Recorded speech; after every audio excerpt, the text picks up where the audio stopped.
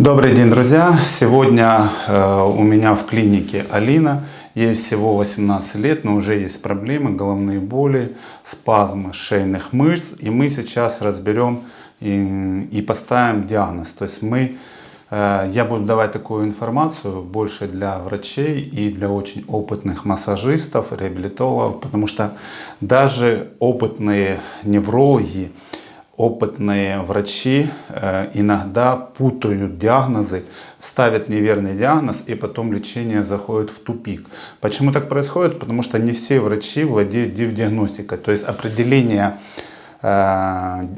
постановку диагноза руками. А это очень важно в нашей работе, потому что симптомы могут быть скрытны и путаться. И давайте вот сейчас конкретно Алина будет рассказывать свои симптомы, что ее мучит. Я буду задавать направляющие вопросы, прям как в детском садике, и даже начинающим врачам будет понятно, как правильно диагноз отличить один от другого. Мы будем использовать метод исключения, пальпаторную диагностику, див-диагностику и опрос.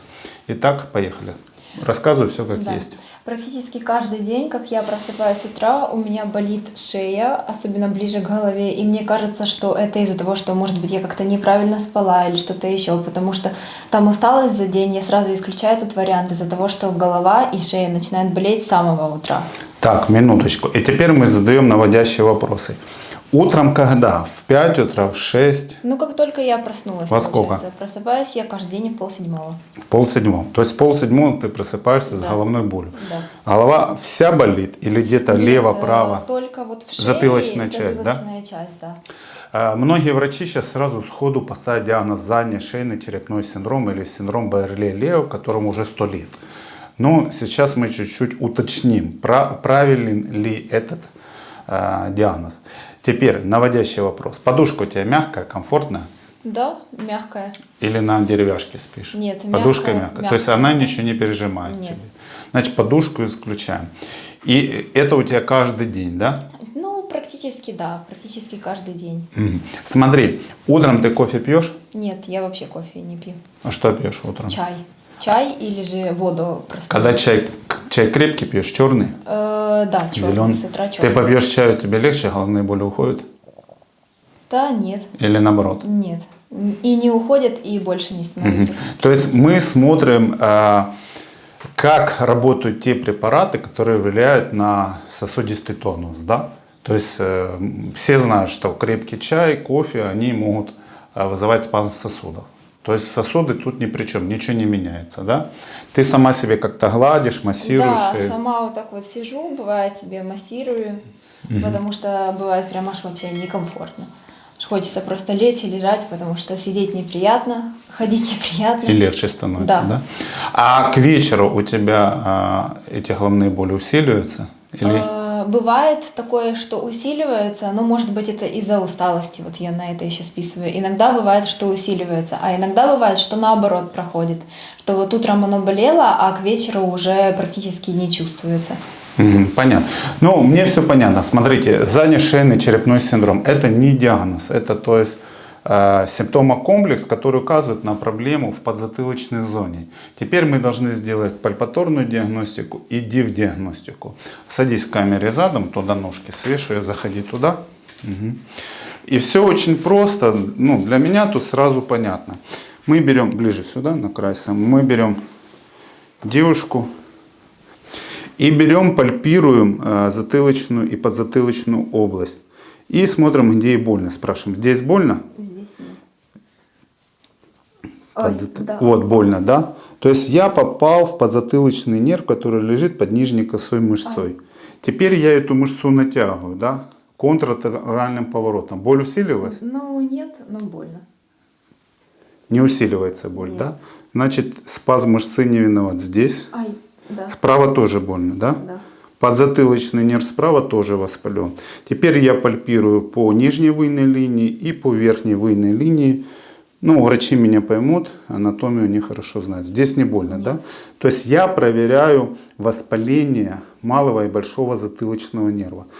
Все врачи, неврологи знают, что большой затылочный нерв иннервирует теменную область, а малый находится здесь латеральный и иннервирует область за ухом, к глазу идет висок и так далее. И при невропатии этих затылочных нервов, малого и большого, всегда будет боль иррадировать вот такая конкретная.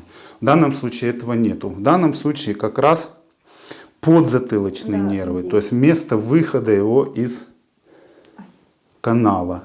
И контрлатеральные повороты эту боль не усиливают, да? Нет. Значит, под пальцами я чувствую отечность. Больше слева болит, да? Да, слева больше. Отечность ткани я чувствую. Я чувствую плотность такую, да. То есть, как бы можем поставить диагноз остеохондроз, но какой остеохондроз в 18 лет, да? То есть мы должны исключить миозит вот, опросами и расспросить. Ты сидишь в офисе, да? Да. У тебя кондиционер есть в офисе? Да, но сейчас пока что мы его не включаем. Но вот дома Да. работал. Работал. Он был с левой стороны от тебя, как ты сидишь. Да, слева. С левой.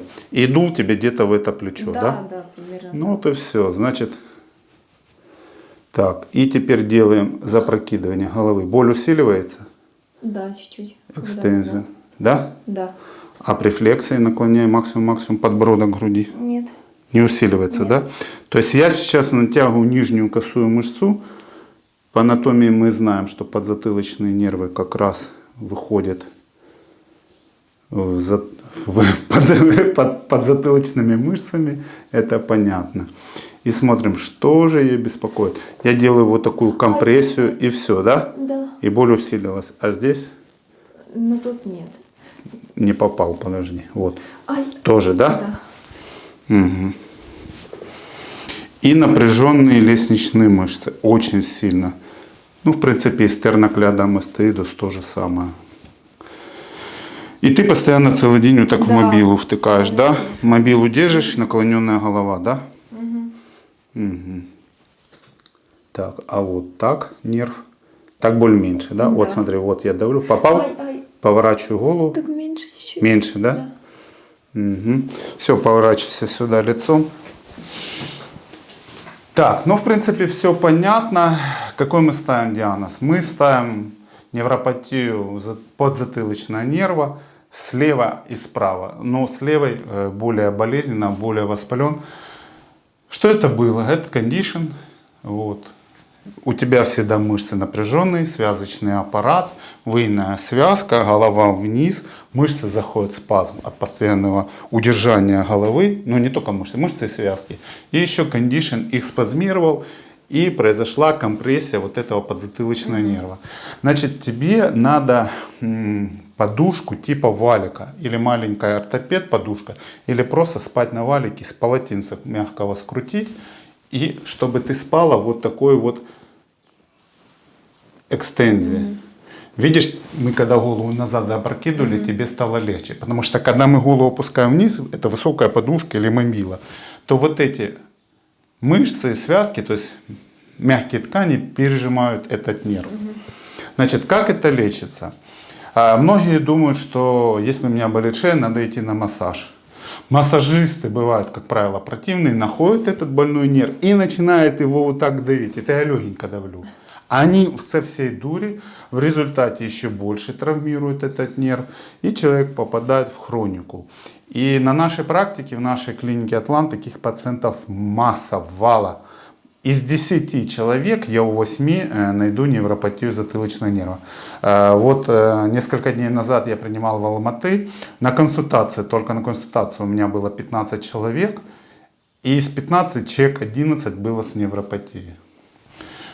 Чем же это лечить? Во-первых, любая физиотерапия, согревающая, лазер, те же самые прогревания мышц солью, изокериты, мази НПВС, там, к примеру, диприлив, диклофенак, дипхит очень хорошо. Он и греет, и снимает воспаление. А вот эти ткани надо растягивать вот так вот пальцем. Вот, то есть ты берешь, вот находишь этот нерв сама, и, к примеру, болит тут. На него не давишь, а на соседней ткани. То есть вот такой эффект был, как будто ты раздвигаешь, освобождаешь место выхода подзатылочного нерва сквозь эти ткани. Потому что у всех людей эти нервы растут по-разному. Но они проводируют и выйную связку, и мышцы. Иногда он растет под мышцой нерв, а иногда сквозь мышцу. И мышца от кондиционера своим спазмом может вот так вот передавить нерв. Еще мы колем в эту зону подзатылочную плазму, собственную плазму. Берем из твоей вены кровь венозную, центрофугируем и обкалываем весь затылок маленькой иглой, чтобы меньше были инвазии. Вот так, в принципе, лечится это. И у нас были пациенты, которые ходили с этим подзатылочным нервом около 7 лет по разным врачам и не могли никак вылечить. Потому что в основном неврологи что назначают? Назначают массажи вот эти, они ненужные, да? Иногда мануальную терапию. Мануальный терапевт, если не поставил диагноз, он начинает этот сегмент сильно дергать, шатать, в результате нерв еще больше страдает и идет обострение. Некоторым пациентам ставили блокады с дипроспана, но так как наши неврологи ставят блокады без контроля УЗИ, наугад, еще я расспрашивал, как кололи неверно, надо верно колоть вокруг нерва, они так вот наугад куда попали, вот где болевая точка была, туда кололи. Но действие дипроспана закончилось и все вернулось. Здесь надо лечить ткани, разбираться с нервом. Возможно, надо анамнез. Как давно это у тебя? Год, два? Год точно. Год. Те люди, у которых это 3 года и более, должны проверять сам нерв. Надо делать МРТ подзатылочной зоны именно нервов, потому что может пострадать оболочка нерва при длительном хроническом воспалительном процессе. Этот воспалительный процесс съедает нейроглию. Нерв имеет оболочку, как провод. Вот идет провод, сверху ПВХ-шная оболочка. Эта оболочка съедается. Иногда это постгерпетическая инфекция. Герпесом не страдала? Нет, никогда не было. Вот, поэтому надо врачам тщательно собирать анамнез пациента. Если вы хорошо собрали анамнез, то у вас в голове сложится картинка и будет все понятно, что делать с этим пациентом. Ну, для меня понятно. То есть это согревающая физиотерапия, никакой травматической терапии, мягкая подушка, ортопед. Бывает жесткий, а бывает мягкий, чтобы валик был. Именно под рост твоей шеи. Ну, тебе М-ка, наверное, а то и Л-ка, S-ка маленькая, small. Понятно? Вот. И у тебя уже идет сглаживание шейного лордоза, он должен быть прогибом, да? Вот смотри, в шее должен быть вот такой лордозик. Но из-за того, что мы голову всегда вниз, начиная с детского садика, школы, то шея превращается в ровную палку. И вот здесь, ну это корешки, вот здесь вот мышцы, да, нижняя косая мышца, овынная связка, и прям под ними выходит подзатылочный нерв. И вот эти все мягкие ткани у тебя воспаленные, и они свои компрессии пережимают. Поэтому ни в коем случае не давить. 2-3 недельки согревающей мази, греть теплом, а если не пройдет, приедешь к нам, будем колоть плазму и лечить лазером. Ну, я на своей практике заметил, потому что физиотерапия мощной мы лечим уже 3 года, лучше, чем лазер, именно конкретное квантование этого нерва, а он точечный, вот такой, прям на нерв светим. И плазмы ничего не существует. Где-то был на нашем канале ролик, вот по этой ссылочке вы перейдете и посмотрите, как мы работаем лазером при данном заболевании. Всем пока. Интересно тебе было? Да. Очень Все классно понял. было узнать, все понятно. Спасибо большое, что рассказали. Обязательно к вам буду всегда обращаться. Приходите к нам лечиться и волчиться, и как там у Чуковского. И коровы, и волчицы. Все, всем пока-пока. Медицинский центр «Атлант».